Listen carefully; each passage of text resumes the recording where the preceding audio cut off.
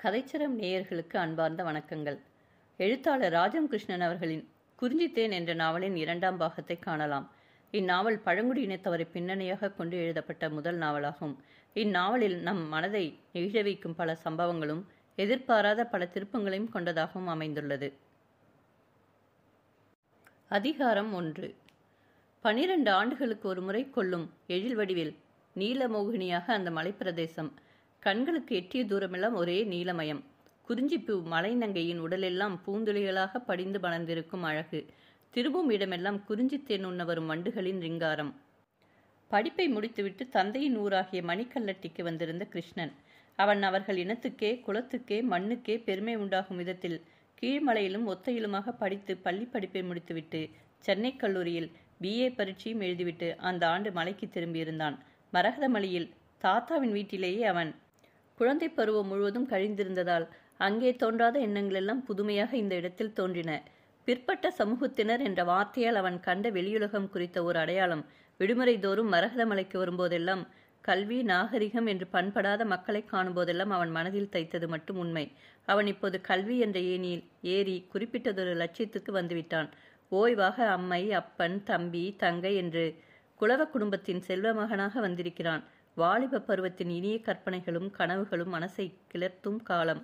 மலைக்கு அப்பாலுள்ள மக்களையும் பல வண்ண நாகரிகங்களையும் கிருஷ்ணன் கண்டதும் அவற்றில் மோகம் கண்டதும் ஓரளவில் உண்மையே.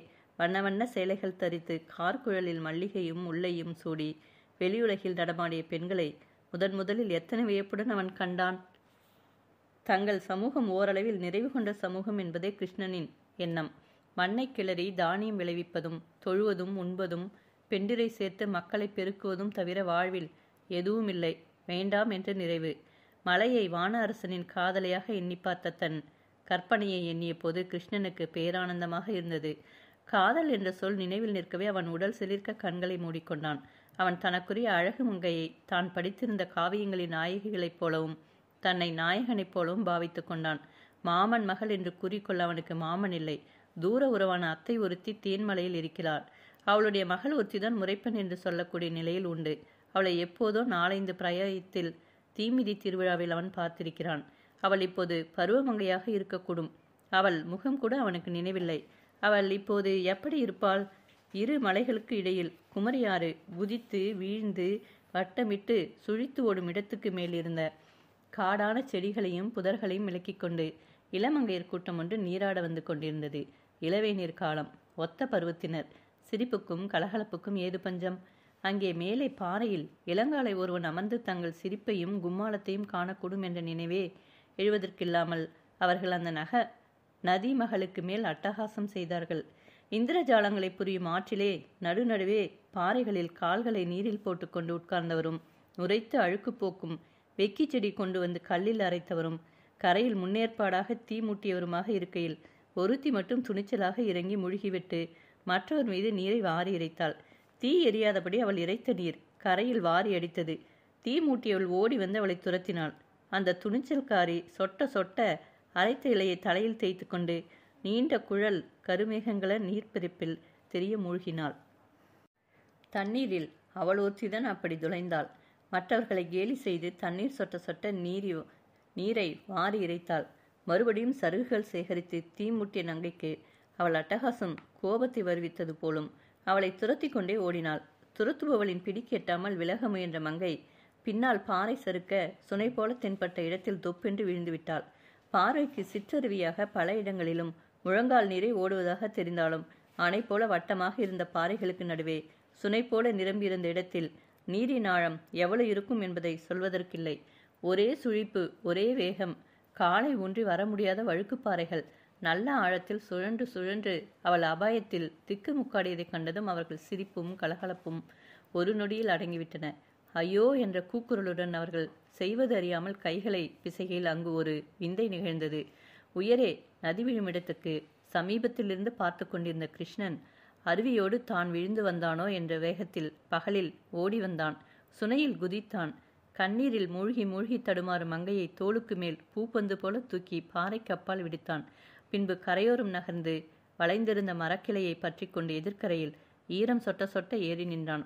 விழுந்து எழுந்து தன்னை காப்பாற்றியவன் ஓர் ஆண்மகன் என்பதை அறிந்த மங்கை ஈரம் சொட்ட எதிர்க்கரையில் நின்றவனை ஒருமுறை நிமிர்ந்து நோக்கினாள். அவனும் அவளைப் போலவேதான். அவளை அப்போதுதான் யார் என்று அறிகிறானோ? அவனையும் அறியாமல் இதழ்களில் இளநகை அரும்பியது. குறும்புத்தனமெல்லாம் கண்களுக்குள்ளேயே அடங்கி ஒடுங்கிவிட்டார் போன்ற ஓர் ஒளி சிந்த அவள் தன் ஆடைகளை பிழிந்து கொண்டாள். கிருஷ்ணண்ணன் என்று ஒருத்தி குறுநகை செய்தாள். இவள் தான் பிடித்து தள்ளிவிட்டாள் என்று பொய்க்கோப்பம் கொண்டு புகன்றாள் அவள். பார்ப்பார், வேண்டுமென்று விழுந்துவிட்டு பழியை போடுகிறாள் என்று சிரித்தாள் தீமூட்டியவள்.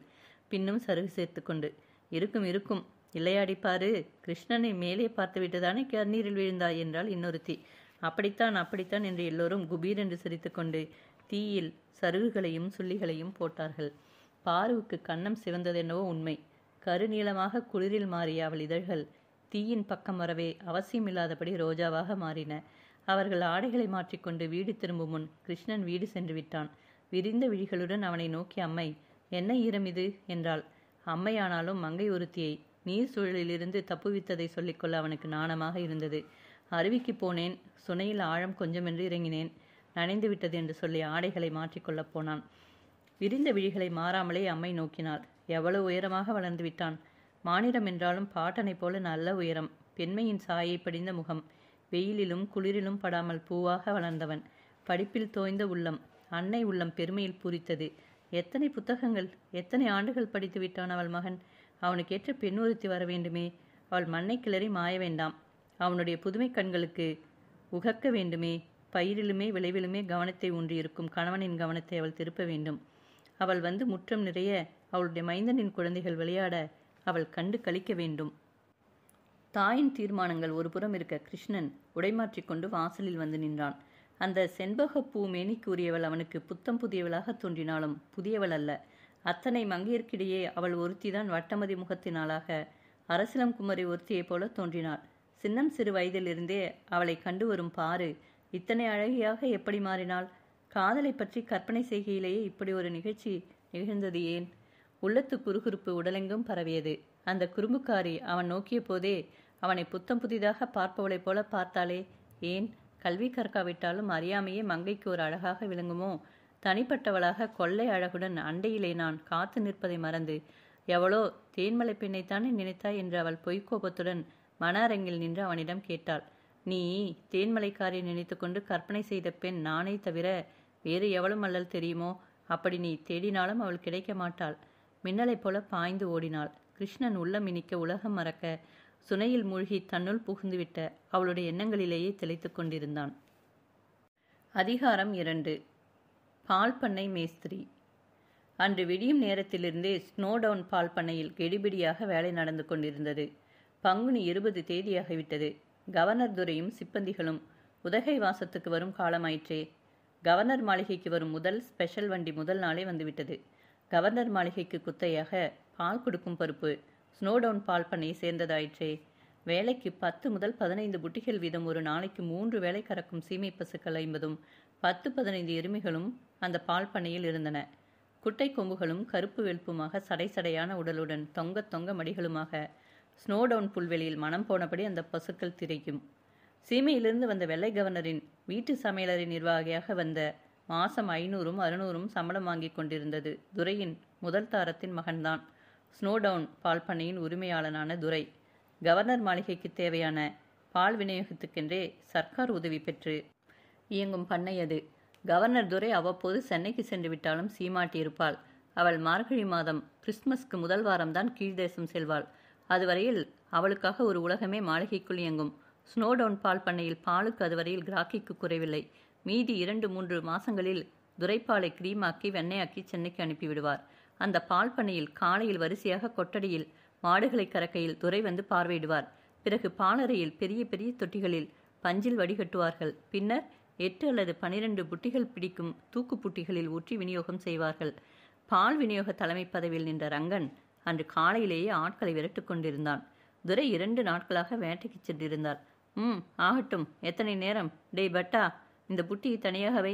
ஸ்மித்துரை பங்களாவுக்கு இது போக வேண்டும். சீக்கிரம் கவர்னர் பங்களாவை முடித்துவிட்டு இதை எடுத்துப்போ என்று அவசர அவசரமாக புட்டிகளில் பாலை நிரப்பிக் கொண்டிருந்தான். 10 புட்டிகளுக்கு ஒரு புட்டி நீர் என்று முன்னதாகவே விட்டு வைக்க தேவையில்லை. அன்று துரைதான் இல்லையே. அவ்வப்போது தாராளமாக ஊற்றி கலந்தான். காலை 10 மணிக்குள் பால் விநியோகம் முழுவதும் முடிந்துவிட்டது. நோட்டு புத்தகத்தை எடுத்து கணக்கு எழுதினான். படியாத கையெழுத்தில் கவர்னர் பங்களா 404 புட்டி, ஆஸ்பத்திரி 25 புட்டி, கார்டன் துரை 8 புட்டி, டாக்டர் துரை 10 புட்டி என்று கூட்டி கணக்கிட்டான். இத்தனை புட்டிகளில் 10-15 புட்டி தண்ணீர் கலந்தால் தெரிய போகிறதோ? 10 புட்டிகளின் விலை 1 ரூபாய். ஒரு முழு வெள்ளி பணமாயிற்றே. மாசம் கிடைக்கும் 50 ரூபாய்கள் அவன் துரைக்கு தெரியாமல் மாளிகைக்கு வெளியே வைத்துக் கொண்டிருந்த வாடகை வீடுகளிலிருந்து வந்தன. 12 ஆண்டுகளில் இளமீசையும் தடித்த உதடுகளும் தந்திரத்தில் புரண்டி எழுந்த விழிகளுமாக வளர்ந்துவிட்ட ரங்கனை பார்ப்பவர்கள் அவனை அடையாளம் கொண்டு கொள்வது சிரமம்தான். சுப்புப்பிள்ளையிடம் திருட்டு மூலத்தில் வியாபாரக்கலை பழகி திருட்டுக்கிழங்கு வியாபாரம் செய்து திருட்டு கோழிகள் வளர்த்து ரங்கன் ஓரளவு உலக அனுபவத்தில் புரண்டு எழுந்த நிலையில் சுப்புப்பிள்ளை அவனை கத்தரித்து கொண்டு விட்டான். பட்டுப்பையில் முடிந்து பாறை இடுக்கில் வெள்ளிப்பணமாக ஒளித்து வைப்பதை அவன் கண்டுவிட்டான் என்று அறிந்த பிறகு ரங்கனுக்கும் அவனுடன் கூட்டு வைத்துக் கொள்வதில் விருப்பமில்லை. கவர்னர் மாளிகை தோட்டத்து துரையின் வீட்டில் கோழிகளுக்கு தீனி போட்டு அவற்றை பார்க்கும் பையனாக சில ஆண்டுகள் கழித்தான். பின்பு பெரிய தோட்டத்தில் பூ விற்பனை பகுதியில் மாறினான். செண்டுகளும் வளையங்களும் கட்டவும் ஜாடிகளில் பூ வைக்கவும் தெரிந்து கொண்டான். ஆனால் எங்கே மாறினாலும் அவன் பட்டுப்பையை மறந்து விடவில்லை. குதிரை பந்தய மைதானத்தில் ஒவ்வொரு முறையும் 5 ரூபாய் கட்டி அதிர்ஷ்டத்தை சோதனை செய்வான். நஷ்டம் வந்தாலும் லாபம் வந்தாலும் 5க்கு மேல் வைக்கவே மாட்டான்.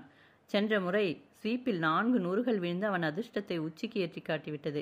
இந்த 12 ஆண்டுகளில் வண்டு சோலை குடிசையில் 4 உயர்ந்த ரக கோழிகள், 6 ஆடுகள், 2 சீமைக்கன்றுகள் தவிர கையில் 600 ரூபாயும் அவன் வசம் சேர்ந்திருந்தன.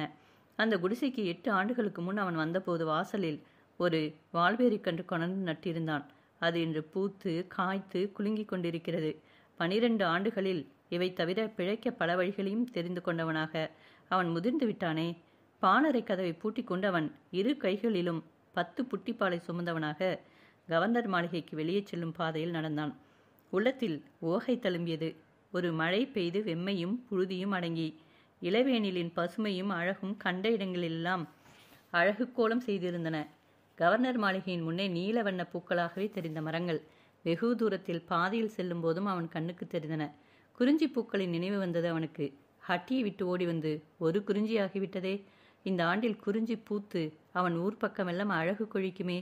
ஊர் பக்கம் போக வேண்டும் என்ற ஆவல் அவனுள் மலர்ந்தது.